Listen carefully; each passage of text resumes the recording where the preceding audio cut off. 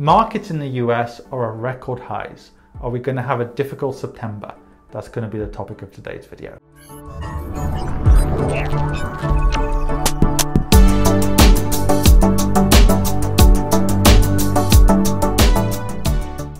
Hi everyone, so go over to adamfire.com, especially if you're an expat or a high net wealth individual, to see how I can help you. Now on this topic, I'm going to talk about September. I'm reading a lot of media reports. People are saying, oh, you know, this might be a difficult September because of what's happening in China, blah, blah, blah, blah, blah.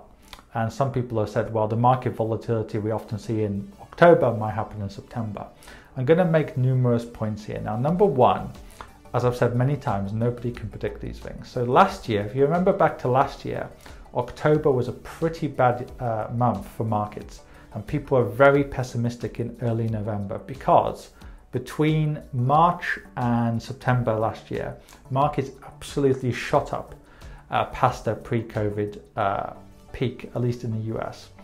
October markets went down, and in November people were worried about a disputed US election.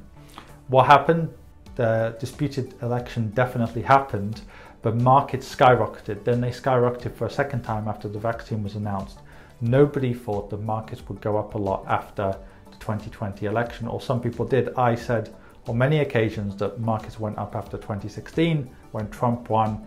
Few expected that. And why can we say for certain that markets are going to go down if there's a disputed election? Anything can happen, and anything did happen. I'm not saying markets basically went up because there was a disputed election. They probably went up in despite of that fact, in the same way that in 2016 markets didn't go up because of Trump winning, but in spite of him winning.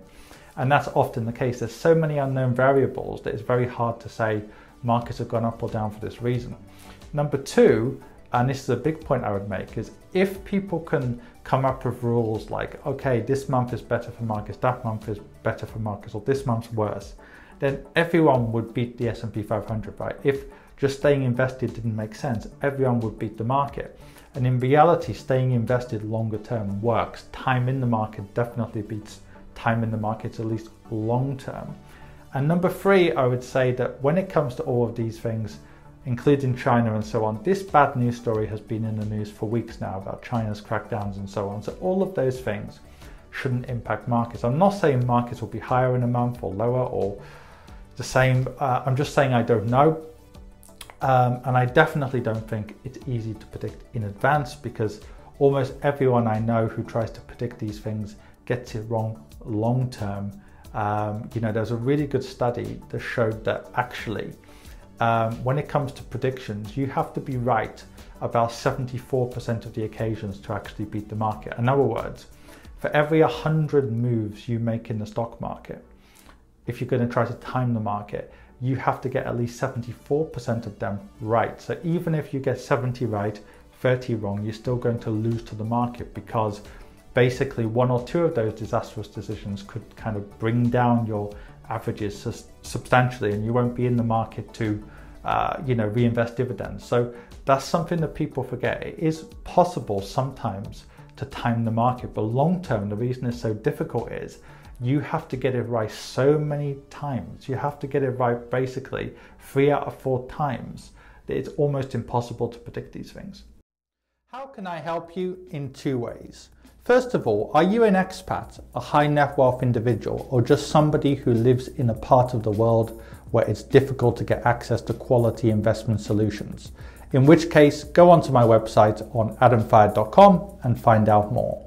If you don't fit into any of those categories, then in which case there's a range of free material on my website, on this YouTube channel, and indeed on my Quora, where I get over 200 or have received over 231 million views in the last few years. And finally, if you want to actually read my thoughts in more detail, go onto Amazon and find my book on there.